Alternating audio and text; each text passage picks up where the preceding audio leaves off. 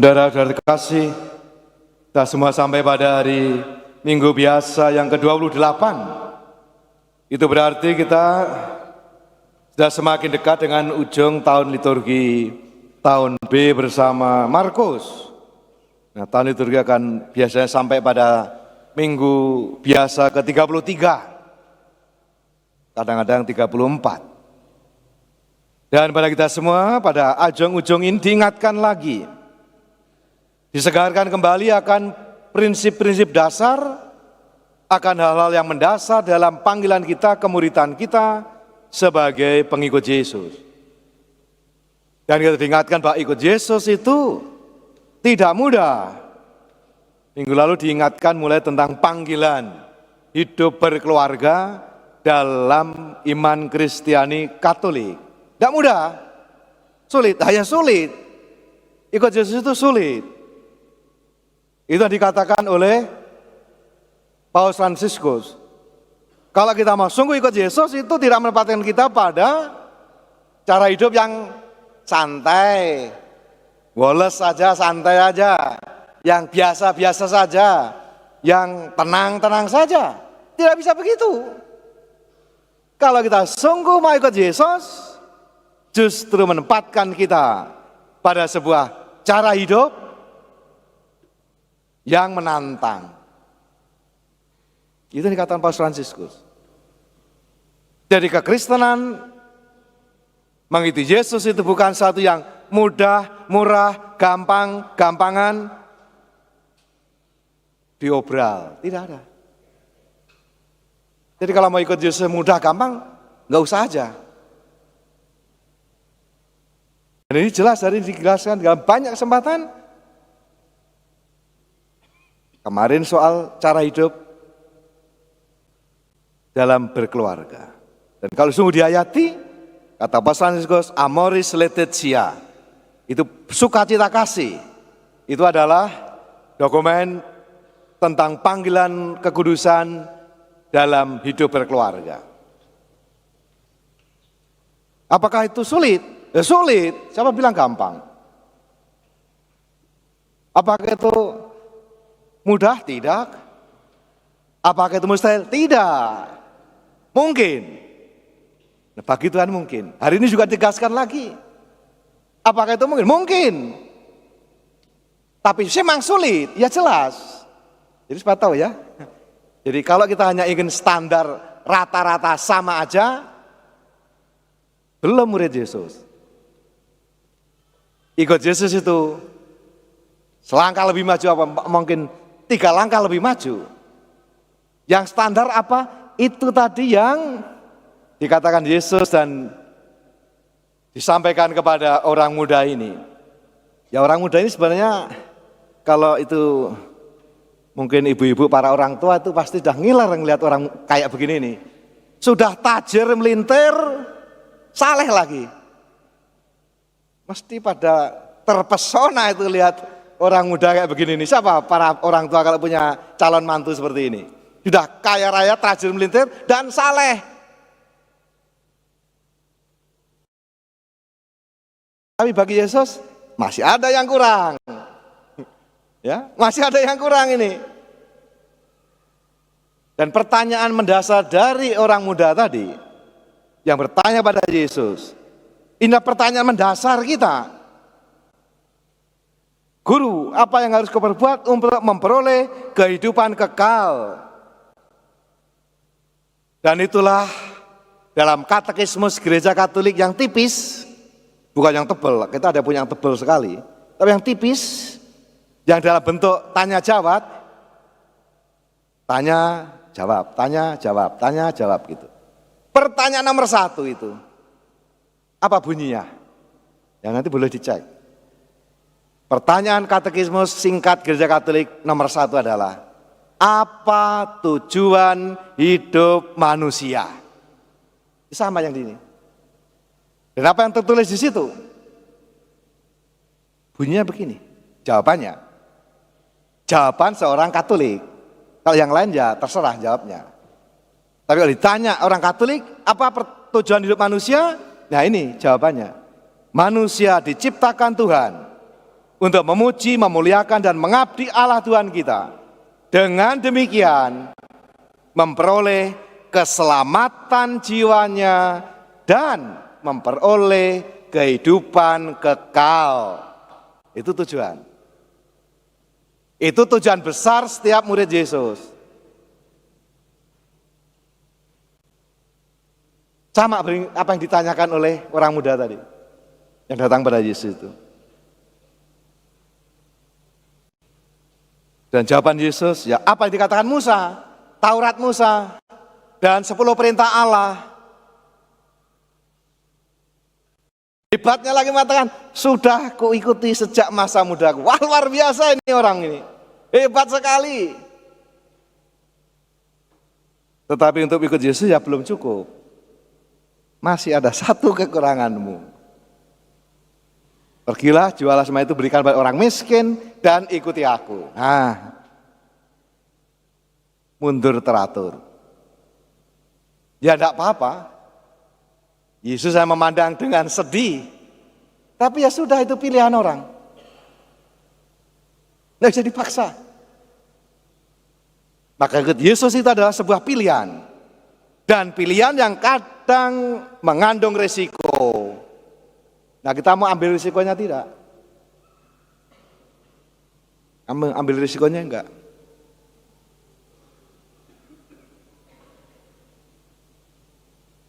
Ini yang dikatakan dalam katekismus tadi.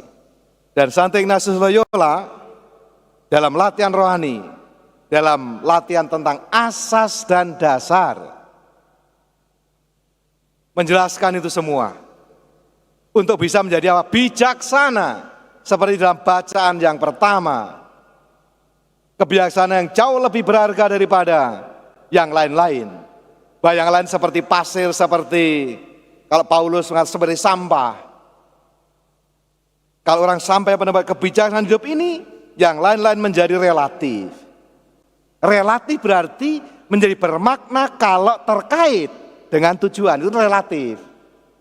Yang mutlak apa tujuannya? Maka Santo Ignatius Loyola dalam latihan rohani asas dan dasar menjelaskan apa itu tujuan, apa itu sarana, dan bagaimana sikap kita, dan bagaimana kita memilih. Sangat sistematik ya, moga-moga juga dipahami. Yang pertama, tujuan. Ini tadi tujuan. Tujuannya mengaku sama, tujuan orang Kristiani sama. Katekismus nomor 1 tadi. Manusia diciptakan Tuhan untuk memuji, memuliakan Allah Tuhan kita, dan demikian memperoleh keselamatan jiwanya, dan memperoleh kehidupan kekal. Itu prinsip pertama, tujuan. Dipegang nih. Kalau tujuannya nggak jelas, kacau semua. Tujuan adalah tujuan. Yang kedua ada tujuan, ada sarana. Segala apapun di dunia ini, termasuk kekayaan, diciptakan untuk menolong manusia mencapai tujuan. Sarana adalah segala sesuatu untuk mencapai tujuan. Bukan tujuan itulah, kacau hidup kita kalau sarana jadi tujuan. Kita makan supaya hidup. Jangan kita hidup hanya untuk makan. Nah, celaka kalau begitu. Ya, itu sarana jadi tujuan. Kekayaan, harta benda, fasilitas itu berguna untuk apa? Sejauh menolong kita mencapai tujuan. Apa saja boleh dipakai kalau mencapai tujuan itu. Maka satu itu tujuan, sarana. Yang ketiga, karena itu. Nah, sikapnya ini orang bijaksana. Yaitu apa? Menggunakan kalau menolong kita mencapai tujuan. Dan menyingkirkan kalau menghambat kita sampai tujuan. Jadi manusia tidak pernah boleh diperbudak oleh macam-macam, termasuk kekayaan. Yang diingatkan Yesus adalah kekayaan, harta benda, jabatan, kekuasaan, apapun itu bisa menghambat orang sampai tujuan. Bisa. Jadi sikapnya adalah yang bijaksana itu apa? Menggunakan kalau menyampai. Kalau malah menghambat kita, ya dibuang, disingkirkan. Itu prinsipnya. Dan karena itu dikatakan, karena itu sikap kita lepas bebas terhadap semuanya ini. Tidak ingin lebih sehat daripada sakit, umur panjang daripada umur pendek, kekayaan daripada kemiskinan, penghinaan daripada kehormatan. Ya sama aja itu. Yang kita pilih adalah yang membawa kita lebih dekat pada tujuan. Lebih. Jadi pilihan bukannya rata-rata, tapi yang lebih membawa. Ini yang kita mau. Ini yang harus kita cari. Lebih mendalam kepada tujuan. Ya ini sedikit pengajaran ya supaya dipahami. Ini prinsip-prinsip penting ini. Ini yang diingatkan hari ini, bukan apakah orang kaya, Yesus anti orang kaya, tidak juga. Coba bilang, salah kalau Anda menafsir begitu. Mengapa dikatakan sulit? Ya bayangkan ibu-ibu itu apalagi kalau udah makin oma-oma itu kalau udah makin senior gitu kan masukin benang ke lubang jarum aja susah setengah mati kan. Ini unta ini. Ya, ini perumpamaan. Artinya apa? Kalau diri kita semakin besar, semakin sulit di hadapan Tuhan. Mengapa ada unta? Unta itu binatang di Timur Tengah sana yang paling gede. Kalau Yesus ada di Indonesia mungkin pakai gajah. Kasih ini sana nggak ada gajah. Ya ada unta yang paling gede udah, binatang paling gede. Jadi kalau kita semakin membesarkan diri kita di hadapan Tuhan, sombong, arogan, susah. Maka pesannya apa? Kalau kita semakin rendah hati di hadapan Tuhan, maka kita mudah masuk kerajaan surga. Itu intinya. Mau kaya, mau miskin sama aja. Tapi kalau kita menjadi semakin rendah hati di hadapan Tuhan, semakin kecil di hadapan Tuhan, maka kita bisa masuk. Semakin kita menjadi arogan, besar, sombong, semakin sulit. Dan kita ada ungkapan kemarin di Santo Agustinus ya. Malaikat itu yang ada di surga sana itu, makhluk paling mulia. Itu bisa merosot jadi setan karena sombong. Tidak taat. Tapi manusia yang lemah seperti kita bisa masuk surga, dan itu Bunda Maria karena taat dan rendah hati. Itu kuncinya. Itu kuncinya. Semakin kita rendah hati dan taat di hadapan Tuhan, semakin kita mudah.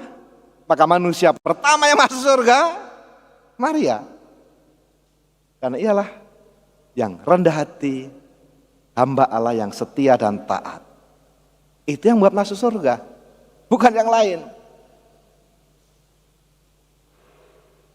Maka hari ini bukan soal kekayaan atau Yesus anti orang kaya, tidak gitu. Itu keliru kalau begitu tafsirnya. Karena kalau sudah merasa dengan kekayaannya sudah bisa membeli segalanya, lah itu orang sudah sampai pada tingkat arogansi. Segalanya bisa dibeli.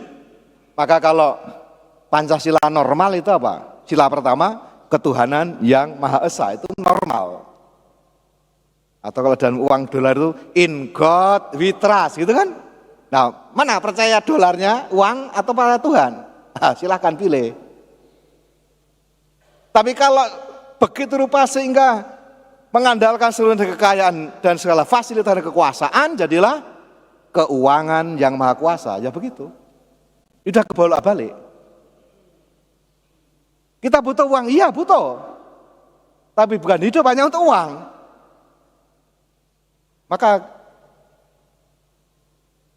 pertanyaannya adalah tentang, dan itu mengapa para murid heboh? Mengapa para murid ini tercengang? Karena apa? Karena pada zaman itu dipahami bahwa kalau orang itu kaya pasti diberkati Tuhan. Kalau orang miskin, menderita, susah, itu pasti dikutuk atau tidak diberkati Tuhan. Ya enggak gitu juga. Maka mereka merasa kalau orang kaya berarti diberkati Tuhan. Yang miskin kamu terkutuk. Wah celaka loh begitu. Itu alam perjanjian para murid cara berpikirnya begitu dalam perjanjian lama. Tapi sekarang dicek. Nah ini untuk ngecek apakah kekayaan. Maka dalam salah satu ini ada namanya yang penganut aliran teologi sukses. Teologi kemakmuran. Ya begitu, semua tentang makmur saja semua. Jadi kalau kamu sehat, kamu kaya raya, kamu berkuasa, berarti kamu diberkati Tuhan. Kalau kamu miskin, kamu sakit-sakitan, kamu menderita, kamu gak diberkati Tuhan. Masa begitu juga? Ada yang salah kalau begitu. Maka pertanyaannya, dicek. Yang pertama, kekayaan itu dari mana? Itu pertanyaannya paling dasar. Kalau dari kerja keras, kerja-kerja cerdas, dari usaha-usaha yang halal, bisa jadi itu berkat Tuhan. Tapi kalau dari korupsi, berapapun tetap bukan berkat Tuhan. Dan kita tahu korupsi itu masuk dalam kategori extraordinary crime. Kejahatan luar biasa karena apa? Kalau saja tidak dikorupsi, negeri kita sudah ngacir. Kurang apa negeri kita ini? Ya karena korupsi yang nggak maju-maju. Moga-moga ini ganti pimpinan, moga-moga aja. Kita nggak tahu, moga-moga. Yang kurang adalah pemimpin dan tokoh masyarakat yang hidup dengan baik, dengan jujur, dan peduli pada rakyat. Itu aja. Kalau ada sudah, kurang apa negeri ini? Gak kurang-kurang pinter, gak kurang sumber kekayaan alam, semuanya melimpah, semuanya ada. Tapi ya, mosok beras impor, garam sekalipun impor, padahal kita punya garis panjang pantai ketiga di dunia, impor. Lah apa itu? Ya ini, jahatnya karena apa? Banyak orang bisa sejahtera kalau dikelola dengan baik. Tapi kalau dikorupsi, hanya segelintir orang, keluarganya, kelompoknya, sebagainya, ya wassalam negeri ini. Itu yang pertama. Dari mana itu? Yang kedua, digunakan untuk apa? Nah, itu yang penting. Kalau digunakan untuk mengembangkan diri, membawa kebaikan bersama, memberikan lapangan pekerjaan bagi banyak orang, ikut meningkatkan kesejahteraan masyarakat sekitar yang tidak merusak lingkungan hidup, dan untuk memuliakan Tuhan, ya jadi berkat sungguh itu. Jadi berkat sungguh. Itu tesnya. Bukan berarti nggak boleh kaya loh, salah kalau begitu. Boleh. Supaya Anda bisa memberi, jadilah kaya. Tapi kalau sudah kaya, nah ingat ini. Kamu gunakan untuk apa? Karena bagian surat dari Santo Paulus tadi, kita harus membuat pertanggungjawaban. Bacaan kedua tadi, pertanggungjawaban. Inilah yang dimaksud. Kalau kekayaan sungguh-sungguh dicari, didapatkan dengan cara yang baik, halal, dan sah, serta dengan kerja keras, dan digunakan untuk membawa kepada kesejahteraan banyak orang, kehidupan bersama yang lebih baik, memuliakan martabat manusia, ikut melindungi alam ciptaan, kelestarian lingkungan hidup, maka akan menjadi berkat.